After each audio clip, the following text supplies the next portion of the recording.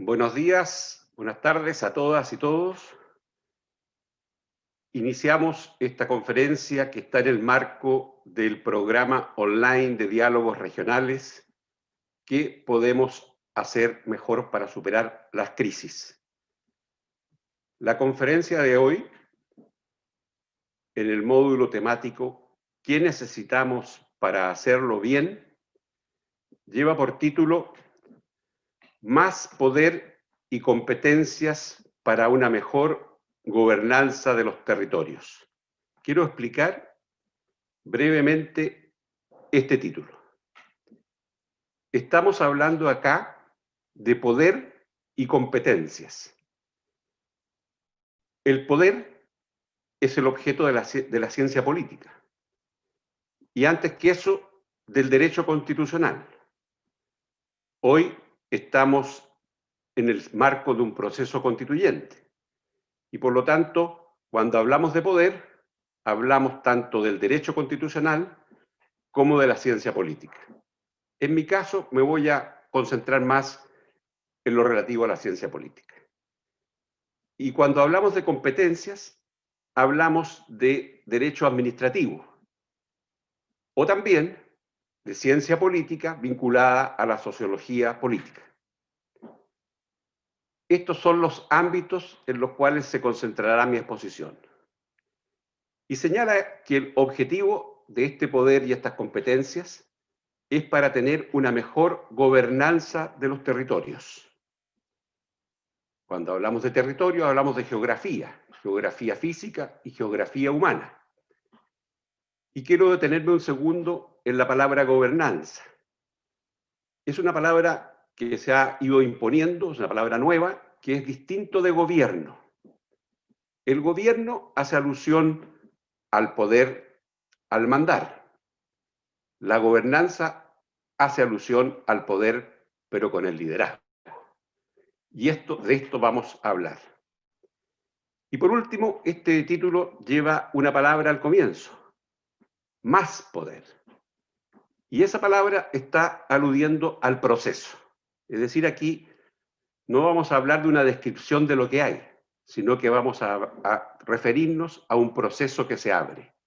Un proceso incremental, como dice la palabra más, y gradual. Por eso la conferencia se titula Más poder y competencias para una mejor gobernanza de los territorios. Veamos ahora una frase que es muy ilustrativa, muy clara para motivar esta conversación. Esta frase fue pronunciada por Christian Laroulet. Ustedes saben, Christian Laroulet es un principal asesor del gobierno, pero fue emitida en el 12 de diciembre de 2017. Estamos grabando en diciembre de 2020. Entonces, cuando hace 3 años, ese día, la Fundación Chile Descentralizado, junto a la Fundación Superación de la Pobreza, estábamos organizando un seminario que se llamó Superemos la Pobreza, Desarrollando las Regiones. Y ese mismo día, en el Congreso Nacional, se estaban votando las 2 leyes que habilitan el proceso del cual vamos a hablar. ¿Y qué dijo Christian Laroulet? Dijo, lo clave es que no va a haber retroceso del proceso de descentralización. Y hace un llamado: hagamos un proceso de construcción de instituciones con la seriedad, el rigor y el cuidado para que podamos efectivamente avanzar seriamente en un país descentralizado. Veamos este proceso de construcción de instituciones. Estamos prontos, después de 3 años, a construir la primera institución, el nuevo gobierno regional. El nuevo gobierno regional como máxima autoridad de cada una de las 16 regiones del país. Si ustedes se fijan en la lámina, en el centro está el gobernador o gobernadora regional. Y eso está a todo propósito colocado allí, porque ese es el cambio que constituye el nuevo GORE. ¿Y qué hace el gobernador o qué hará el gobernador o gobernadora regional? Será el articulador del nuevo gobierno regional. Si ustedes se fijan, en la línea superior está el Consejo Regional, que ya existe y desde 2013 está siendo elegido por la ciudadanía. Y en la línea inferior está el primer servicio público descentralizado, que será el gobierno regional. Hoy ese gobierno regional depende del intendente y el intendente es designado y removido por el presidente de la República. Por lo tanto, este pequeño cambio es un cambio de proporciones que probablemente ustedes no se imaginan. La elección del gobernador o gobernadora regional cambia el sistema. Veamos entonces la segunda institución que hay que crear. La idea es que el gobierno regional elegido tiene que cambiar la relación de la actual institucionalidad territorial con los ciudadanos. Y esto es muy importante, porque este cambio produce una profundización de la democracia y un acercamiento, por lo tanto, del poder a los ciudadanos. ¿Cuáles son las instituciones que se generan a partir de este cambio? En primer lugar, el fortalecimiento de la democracia representativa. Para esto se necesita una gran campaña de información pública que permita una amplia participación ciudadana en las elecciones de gobernadores y más adelante de consejeros regionales. De tal modo que no se repita la circunstancia de las elecciones primarias en que solo un 3% del padrón electoral estuvo presente. Es fundamental que en la próxima elección del 11 de abril de 2021 haya una amplia concurrencia. En segundo lugar, la democracia participativa. Sabemos que la democracia está en crisis, que hay un alejamiento de las autoridades respecto de los ciudadanos. Producir el acercamiento no solo se logrará con más elecciones, sino que se logrará con nuevas instituciones que fortalezcan la participación ciudadana. Aquí mencionamos una de esas, que es la creación de los consejos regionales de la sociedad civil, pero son muchas más. No tengo el tiempo para dedicarme a eso, pero observatorios, distintas instancias y formas de participación ciudadana que entre elección y elección vayan dándole vida a esta democracia participativa. Pero también es importante que consideremos formas de democracia directa. Hoy en día, los municipios tienen esa potestad. Sin embargo, salvo 2 o 3 grandes municipios de la capital, no han podido ejercerla, que es la consulta ciudadana sobre asuntos de interés para la gente. Estamos en el marco de una nueva constitución.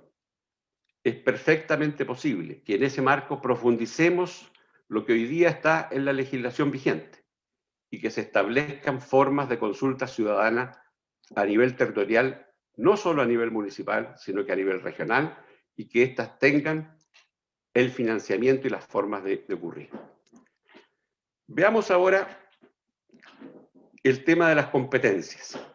Hasta aquí hemos hablado del poder, un poder que está en el gobierno regional y que está en la relación con la ciudadanía. Pero para que los gobiernos regionales puedan ejercer su labor, es fundamental fortalecer la inteligencia estratégica territorial, con capacidad endógena que esté vinculada al gobierno regional. ¿De qué se trata? Estamos pasando de un sistema en que el gobierno en los territorios solamente es la transmisión de las decisiones que en el nivel central se están tomando y que por lo tanto la inteligencia que se necesita para ejecutar esas órdenes o esas indicaciones es menor. En cambio ahora el nuevo gobierno regional tendrá como responsabilidad hacerse cargo de los territorios, del desarrollo de los territorios. Los 16 gobernadores o gobernadoras regionales tendrán esa responsabilidad frente a la ciudadanía.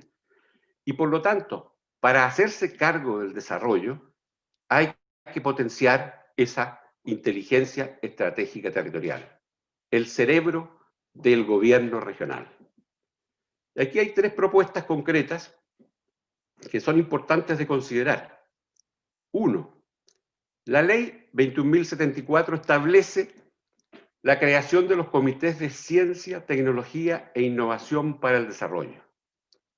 Esos comités que ya existen en la institucionalidad actual debieran transformarse en instancias público-privadas con capacidad de generar una visión estratégica común, como parte de distintos subsistemas de gestión estratégica del gobierno regional, por ejemplo, capital humano y ciencia y tecnología, pero en este caso en particular vinculados a la visión estratégica común, la creación de esa visión estratégica común.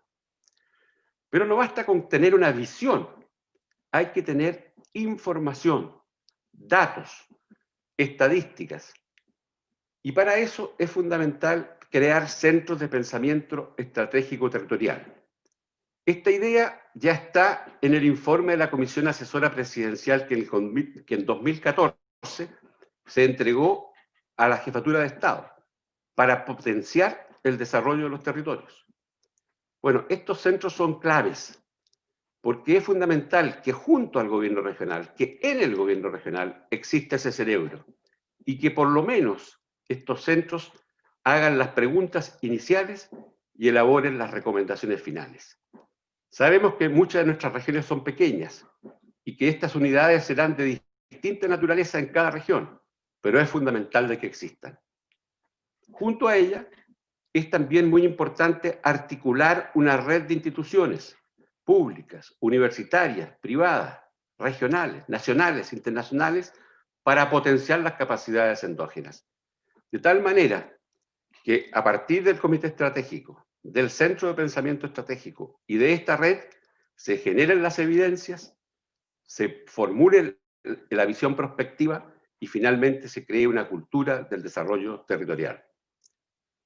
Veamos ahora otras instituciones fundamentales que es necesario crear. El gobierno regional no está solo, no actúa solo. Es fundamental que este gobierno desarrolle las redes. Ahí ustedes en esta gráfica ven el edificio, el mismo edificio que estaba en la segunda lámina. Este edificio es fundamental.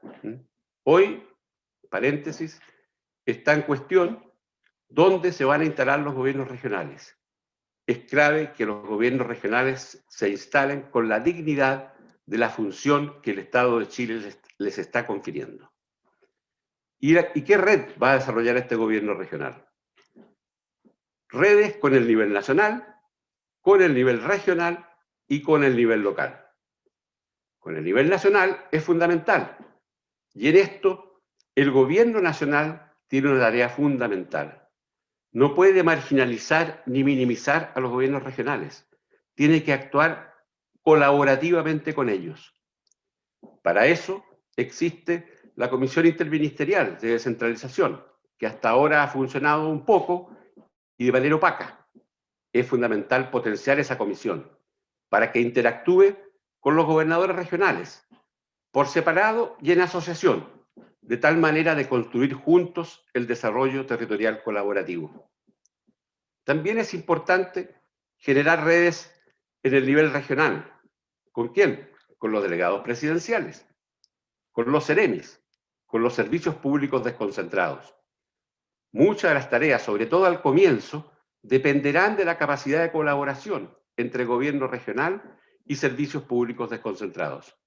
Y ahí será necesario, como decíamos al comienzo, que esta gobernanza se genere bajo el liderazgo de quien tiene la visión común compartida, la visión estratégica compartida, el gobierno regional. Por último, pero no menos importante, es fundamental que esta relación de los gobiernos regionales se haga con los niveles locales. Fortalecer la relación con los municipios, potenciando las capacidades de generación de proyectos y de gestión conjunta, es clave.